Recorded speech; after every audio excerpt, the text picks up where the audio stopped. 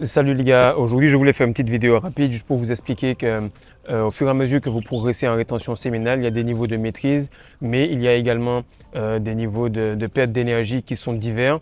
On peut passer du niveau du gros branleur où on se vide tous les jours, on regarde des films pour adultes, ensuite on contrôle son énergie, après on fait quand même du hedging malgré le fait qu'on contrôle son énergie, on brûle des hot jazz, on tient pendant 2 mois, puis pap, on a le fameux wet dream, le fait qu'on perde de l'énergie par le rêve. Effectivement, oui, je l'ai dit, on perd de l'énergie, pas énormément. C'est quelque chose qui est naturel lorsque ça se fait 1 à 2 fois au début. Lorsque ça devient cyclique, alors on sait qu'il y a un souci soit sur le plan physique, sur le plan mental et sur le plan spirituel. Ou dans l'un des trois, mais c'est très important de comprendre qu'il y a différents niveaux et que plus vous allez avancer, plus il faudra régler le tout pour que le cercle reste fermé et qu'il n'y ait aucune perte de fluide, donc aucune perte d'énergie. Alors tout simplement, chaque fois que j'ai une question, à chaque vidéo, un gars me dit, voilà, Fredo, j'ai perdu ma semence, est-ce que j'ai perdu ma rétention, est-ce que je dois recommencer à zéro, etc. Non. Pourquoi? Parce que ça n'est pas intentionnel. Du coup, ce n'est pas votre psyché qui vous a forcé à perdre ça sur le plan physique. C'est simplement que vous avez eu une perte de liquide prostatique et ce liquide prostatique-là n'a aucune incidence sur le point de vue des OJAS, sur le point de vue de l'énergie. Certaines fois, vous allez ressentir comme si vous êtes drainé, comme si vous avez perdu de l'énergie, parce que c'est un peu le cas. Mais je vais vous expliquer déjà quelles sont les raisons qui font que vous perdiez cela et ce à quoi vous devez faire attention pour éviter de perdre tout cela. Donc la première raison, elle est simple, c'est ce que je dis à chaque personne, c'est qu'il faut diminuer sa manière de manger. Il faut diminuer la quantité de nourriture avant d'aller dormir.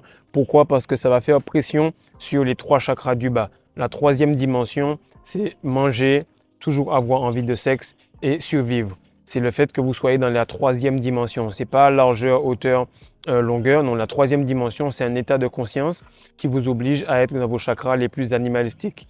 Maintenant, lorsque vous êtes en train de manger, vous faites pression sur ces chakras-là, vous amenez plus de sang là-bas, et là où le focus va, l'énergie va. Si votre focus est de manger beaucoup, automatiquement l'énergie va aller là-bas, même si c'est pour digérer, elle va aller là-bas et vous allez perdre de l'énergie par pression.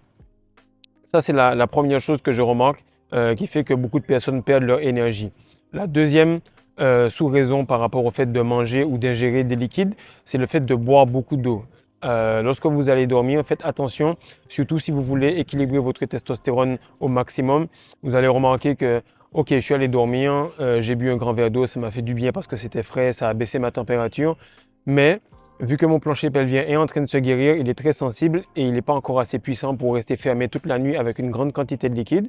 Ben, le premier liquide qu'il va avoir envie de sortir, c'est de perdre l'énergie. Vu que vous avez réglé le fait d'uriner sur vous depuis tout petit, ben lui, il va tout simplement s'ouvrir et vous allez perdre votre énergie. La troisième chose, c'est pour ça que dans les brahmacharis, le brahmacharya, brahma pour Dieu, charya pour chemin, c'est le chemin vers le divin, le chemin vers Dieu, c'est le fait de manger le moins épicé possible. Réduisez les quantités d'épices, les gars. Réduisez la quantité d'eau, réduisez la quantité de sucre, réduisez la quantité de nourriture en allant dormir. Dormir, c'est fait pour récupérer. Donc, soit vous digérez, soit vous récupérez. Si vous priorisez manger, eh bien, le corps va se dire, je ne peux pas récupérer tant que je n'ai pas digéré. Du coup, il va expulser tout ce qu'il y a en trop. Et ce qu'il y a en trop, c'est urine, c'est liquide prostatique, etc. Et vous allez quand même perdre pas mal. Donc ça, c'est le premier niveau, c'est sur le plan physique. La deuxième raison, c'est que vous cultivez beaucoup de pensées malsaines pendant la journée. Même si vous ne le pensez pas, même si c'est inconsciemment, même si vous vous dites, je te jure, j'ai pas voulu regarder la fille, etc. Le fait que ça soit encore un combat entre les chakras du bas et les chakras du haut, vous allez quand même perdre de l'énergie parce que votre focus va là-bas pendant la journée. Alors ça, c'est un problème qui peut arriver très longtemps. C'est pour ça que j'insiste sur le fait de régler son esprit, de régler son mental. Pourquoi? Parce que la plupart des applications vont vous dire, ah, mon mari, il est éjaculateur précoce, etc. Voilà pourquoi j'ai essayé de lui proposer telle ou telle application. Mais le problème, il n'est pas physique.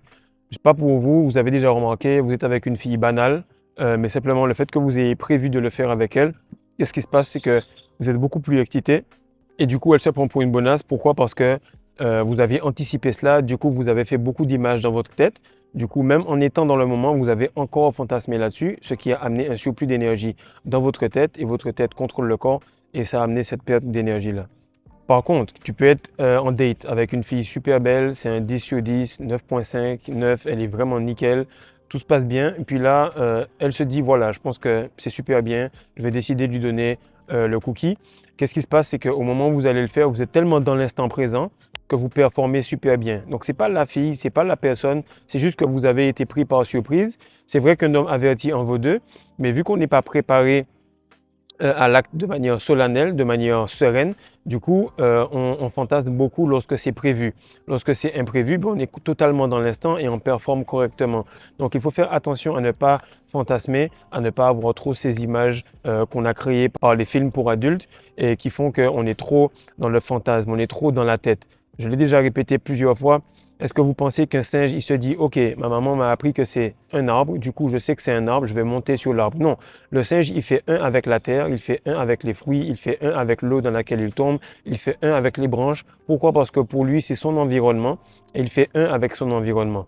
Lorsque vous allez comprendre que vous ne faites qu'un avec la femme avec laquelle vous êtes, que vous ne faites qu'un avec l'énergie avec laquelle vous êtes et que cette énergie-là ne représente pas simplement une part de vous, mais c'est vous, vous allez voir qu'elle va rester beaucoup plus longtemps et vous allez commencer tout doucement à accumuler les différents degrés dans la colonne vertébrale.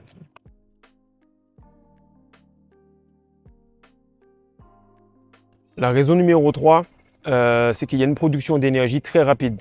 Lorsque par exemple je fais beaucoup de musculation ou tout simplement j'allie beaucoup de musculation et puis je veux récupérer après avoir perdu ou bien après avoir eu un entraînement long, je prends par exemple plusieurs œufs ou bien en même temps je vais travailler beaucoup les squats, les ischio-jambiers, quadriceps et tout. Qu'est-ce qui va arriver? C'est que ce sont des zones qui ont beaucoup de sang et qui donc vont sécréter énormément de liquide prostatique très vite dans les 24 heures à 48 heures.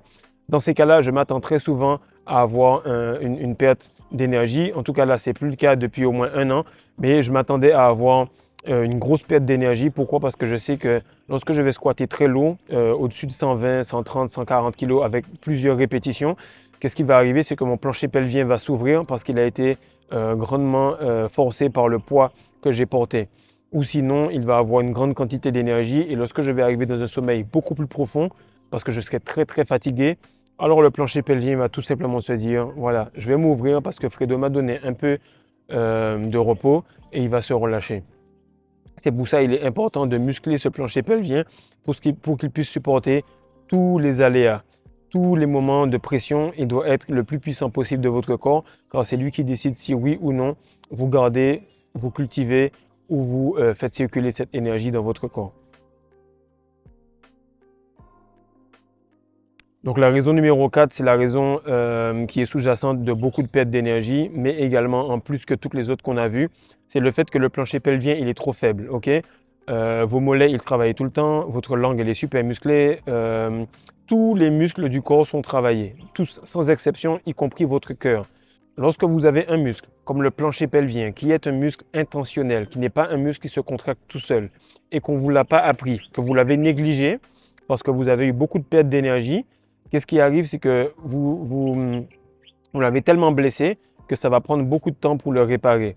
Donc, il va se réparer parce qu'il va être non sollicité pendant longtemps, donc il va rester fermé pendant un moment, il va garder sa phase de contraction ou de repos, ou autrement, il va tout simplement guérir parce que le liquide qui est autour ne va pas traverser violemment. Lorsque le liquide passe violemment là-bas, qu'est-ce qui arrive? C'est que ce plancher-là est blessé.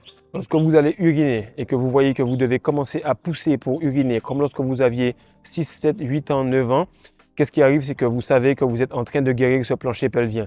C'est très important de comprendre cela.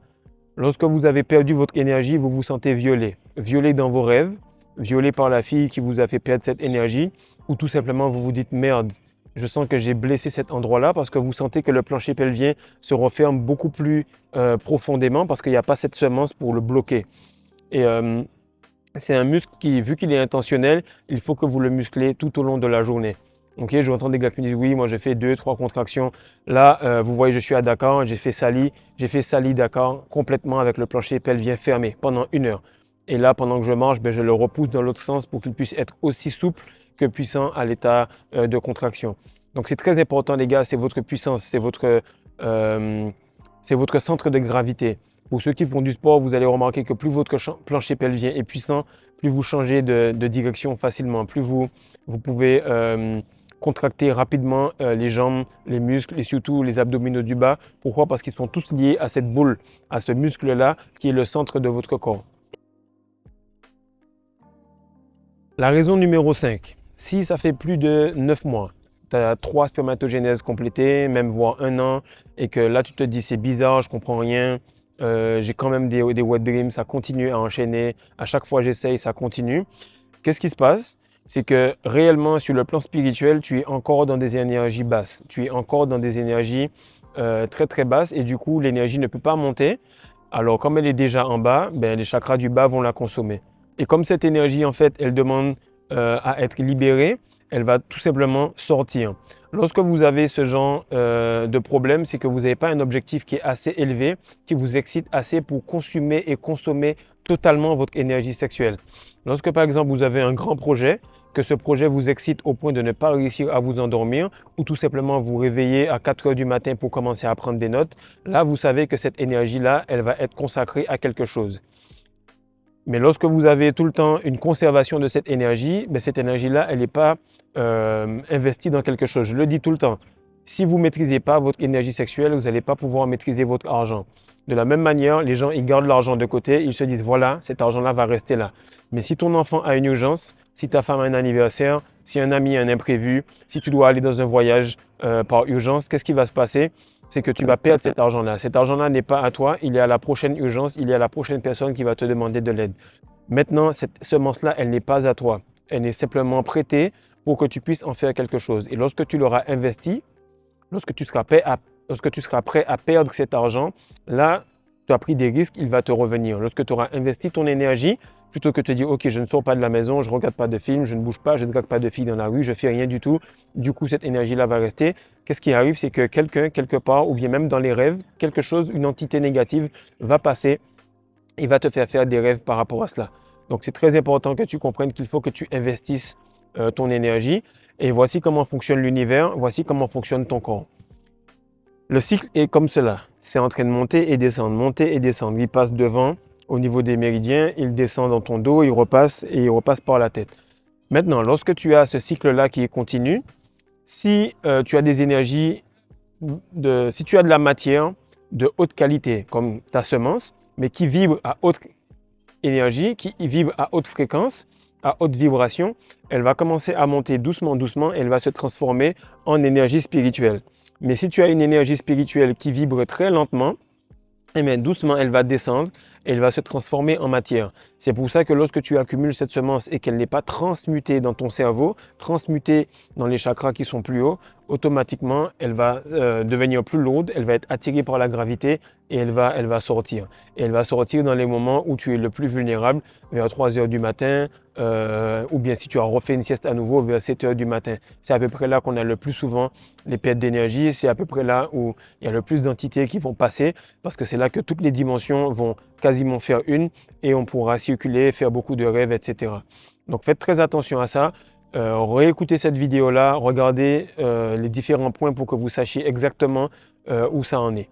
Pour ce qui en est des succubes, pour ce qui est des choses qui viennent vers vous, pas besoin de mettre du sel, pas besoin de commencer à faire des incantations, des conneries du genre.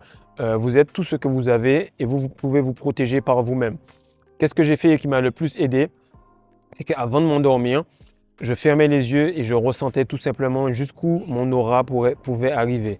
Et j'imaginais cette aura-là comme une lumière autour de moi. Et automatiquement, plus cette aura-là était grande, ça correspondait au nombre de jours à peu près où j'étais en rétention. Ça correspondait au style de vie, à comment je mangeais, aux intentions que j'avais. Et je remarquais que j'avais de moins en moins de rêves, que je dormais super bien. Bébé qui était à côté dormait super bien. Ma femme également. Donc vous êtes votre propre protecteur dans votre champ électromagnétique. S'il est bien solide et que vous faites les choses correctement, il n'y aura pas de succube, il n'y aura pas de problème. Bien sûr, on doit passer par cette phase-là, la transcender et continuer. Pourquoi? Parce que vous devez être testé pour passer à l'autre niveau. Mais passer à un certain moment, il faut être intentionnel et avoir des techniques précises pour finir avec ça. Donc, j'espère que cette vidéo-là vous a aidé. J'ai fait une vidéo directe, sans trop la monter, sans trop l'éditer. Pourquoi? Parce que j'ai trouvé qu'il y avait beaucoup de personnes qui demandaient de l'aide par rapport à cela. Et il est temps que vous sachiez que oui, perdre son énergie par du liquide prostatique, c'est mauvais. Parce que si on perd du plasma tous les jours, ben, à un moment, on est fatigué. C'est pas aussi valable que le sang, mais on est fatigué. Perdre du liquide prostatique, c'est pas aussi valable que la semence, mais si on en perd tous les jours, ben on commence à être fatigué. Donc, dites-moi si vous avez aimé la vidéo, partagez ça pour des gars qui continuent à perdre leur énergie, pas par la semence, mais par les wet dreams. Et dites-moi tout simplement si vous avez trouvé des points qui pourront vous aider pour la suite. Parce qu'au fur et à mesure que vous avancez, plus votre discipline doit augmenter, et plus votre discipline va augmenter, plus vous allez avoir de liberté. Peace.